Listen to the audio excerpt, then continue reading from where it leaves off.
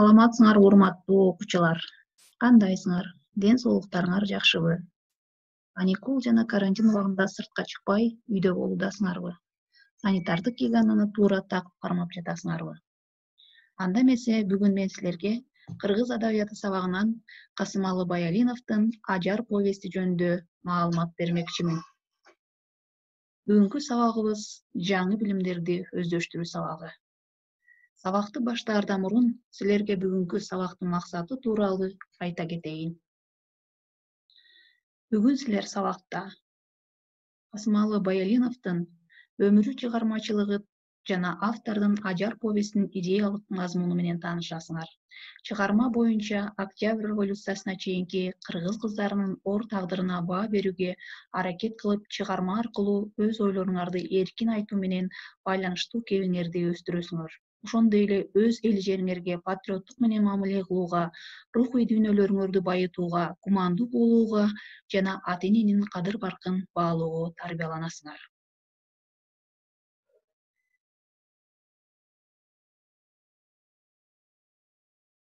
Чыгарманын мазмуну менен таанышаардан мурда кыргыз элинин белгилүү жазуучусу Касымалы Баялиновдун өмүрү чыгармачылыгы жөнүндө кыскача маалымат берип кетейин. Жазуучу 1902 жылы Ысык Көл областынын Тоң районуна караштуу Көк Мойнок айылында орто дыйкандын үй-бүлөсүндө туулган. Ата энесинен эрте ажырап, жетимдиктин айынан оор күндөрдү башынан өткөргөн. 1916 жылы 14 жашында эл менен кошо Кытайга качкан. Улуу Октябрь революциясынан кийин 1918 жылы кайрадан мекенине кайтып келген. Ал эми 1920 жылы педагогикалык курстан, 1925 жылы Алматыдагы педагогикалык техникумдан, 1933 жылы Москвадагы Бүткүл союздук журналистика институтун бүтүргөн. 1933 жана 44 жылдары Ысык Көл областындагы облустук гезиттин редактору болуп эмгектенген. 1941 жана 45 жылдардагы Улуу Ата мекендик согуштун катышуучусу да болгон. Автордун чыгармаларына токтоло кетсек, анын балдарга жана жалпы эле кыргыз адабиятына кошкон салымы абдан зор. Анын чыгармаларынан силер 8-класста өткөн Чабалекей менен жылаан, Түлкү менен суур, Мурат, Ажар, Жетилген жетим, Курманжылга, Жетимдин өлүмү, Кош жүрөк, Турмуш түрткүсүндө, Көл боюнда аттуу көптөгөн чыгармалары бизге белгилүү. Эми силер менен бүгүн өтө турган Ажар повести боюнча кыскача айта кетсек, Ажар повести 1928 жылы жарык көргөн. Автор чыгарманы 26 жашында жазган. Чыгармадагы башкы каарман Ажар 15-16 жаштагы кыргыз кызы. Чыгарма Октябрь революциясына чейинки 1916 жылкы улуу үркүн мезгилиндеги кыз келиндердин эзилген турмушун чагылдырат. Повесть орус, немец, англис, өзбек, чек тилдерине которулган. Ажар повестин кээ бир адабиятчылар аңгеме дешсе, кээ бирлери повесть дешкен.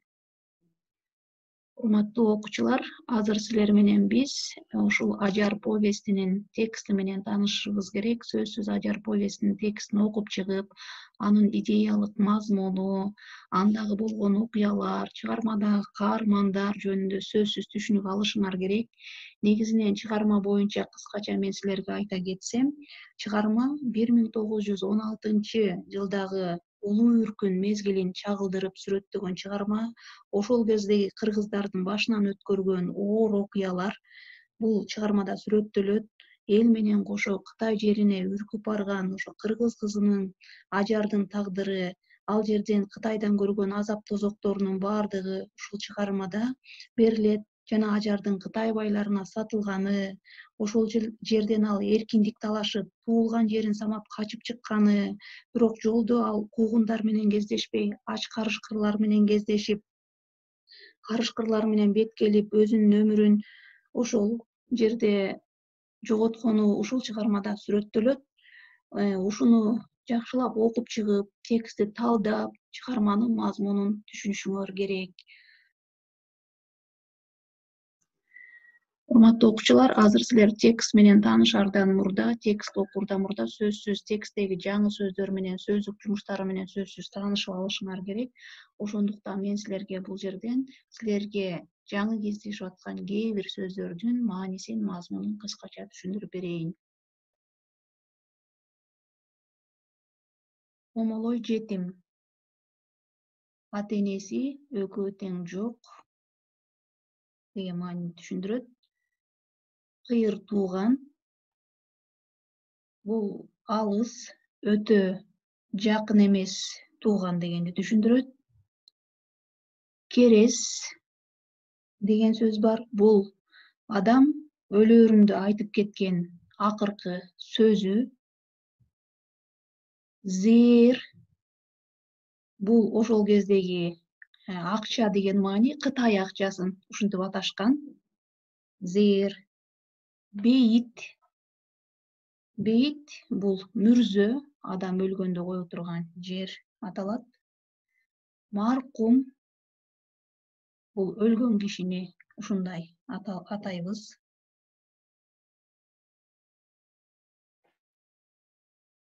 Медер, жөлөк деген сөз бул жанында караан болуу, жанында болуу деген маанини түшүндүрөт. Үркүн деген, үркүү деген негизи качуу, коркуу деген синонимдер.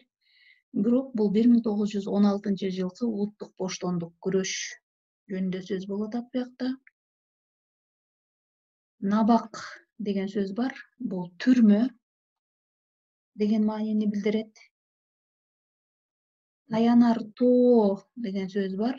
Бул таянар тоо деген ишенген киши, ишенем деген маанини билдирет. Таянар тоом деп ажардын сөзү бар.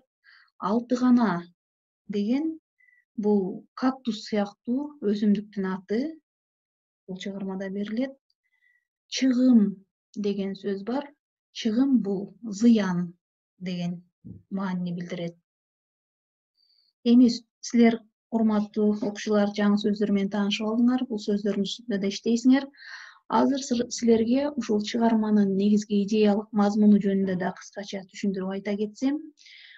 Чыгарманын негизги идеялык мазмуну 1916-жылкы улуттук боштондук күрөш мезгилиндеги бир чөйчөк талканга сатылган кыргыз кыздарынын тагдырын чагылдырган чыгарма. Бул чыгарма ажардын трагедиялуу образы аркылуу кыргыз элинин ошол мезгилдеги башынан өткөргөн кайгысы, оор турмушу ушул чыгармада берилген. Бир эле ажар эмес, бул жерде жалпы кыргыз элинин башына түшкөн оор мүшкүл, оор окуялар сүрөттөлөт. Ошондой эле ажардын тагдыры аркылуу автор мекенсиз адамдын көргөн күнүн урпактарга чоң идея катары ачып берген. Бул жерде мекенине кайтпай калган, мекенине сагынган адамдардын образы дагы жакшы сүрөттөлүп берилген. Эми чыгармадагы каармандарга да токтоло кетсек, чыгармадагы негизги каармандар бул жерде Ажар. Ажар 15-16 жаштагы ошо кыргыз кызы бул жерде. Айткулуу, Ажардын атасы чыгармада үстүртөдөн эле сүрөттөлөт. Бул үркүндө окко учуп каза болгон. Батма, Ажардын апасы, Кытайга качып барып, ошол жерде оор турмуштун айынан ооруп каза болгон. Козубай болсо, бул Айткулунун ошо алыс тууганы, кыйыр туугандарынын бири. Аны ата энеси өлгөндөн кийин Батма аларга керез кылып Ажарды таштап кеткен болот. Бирок Козубай Ажарды кийин Сабитахунга саткан. Сабитахун болсо ошо турпандык уйгур. Ал Ажарды сатып алып өзү кийин кайра 2 эсе баага Чыр деген дунганга саткан. Чыр деген да каарман бар. Бул турпандык бай дунган Ажарды Сабитахундан сатып алган. Чыгармада мына ушул каармандар сүрөттөлөт, ушул каармандар берилет. Эми чыгармадагы негизги окуяларды силер өзүңөрдүн көз карашыңарда бөлүп алып, талдап карап чыксаңар болот. Төмөнкүдөй бөлүктөргө бөлүп алсаңар болот.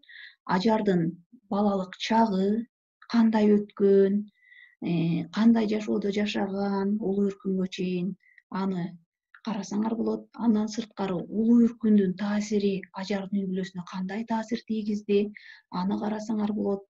Ажар Козубектин колунда калды. Ажар Козбектин колунда эмнеге калды, Козбектен кандай нерселерди күттү эле, Козбек кандай ага тескери мамиле кылды, мына ушул жерди да карап өз оюңарды кылсаңар болот. Ажардын Сабитакунга сатылышы бул жердеги негизги окуялардын бири дагы. Анан Чырдын Ажарды сатып алышы да негизги окуялардын бири. Анан эң аягындагы Ажардын карышкырларга жем болушу сыяктуу негизги окуяларга бөлүп алып, ушул боюнча даярданып, ушул боюнча өз ойлоруңарды жазып, бул таблицаны силер толтуруп беришиңер керек. Анда эмесе, ушул бүгүнкү өтүлгөн сабак боюнча, урматтуу окуучулар, мен силерге тапшырма берейин. Чыгарманы толугу менен окуп чыгып, текст менен толук таанышып, ошол өзүңөрдүн окуу китебиңердеги 242 бетте ушул чыгарма боюнча суроолор бар. Ошол суроолорго сөзсүз түрдө жооп жазасыңар адабият дептериңерге.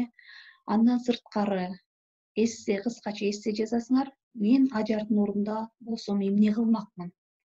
Мен да Ажар сыяктуу качып кетмекмин, же болбосо жок, мен качпайт болчумун деген эки ойду алып, бирөөнү тандайсыңар дагы өзүңөрдүн эссеңерди жазасыңар жана мага бул тапшырмаларыңарды WhatsApp аркылуу жөнөтөсүңөр.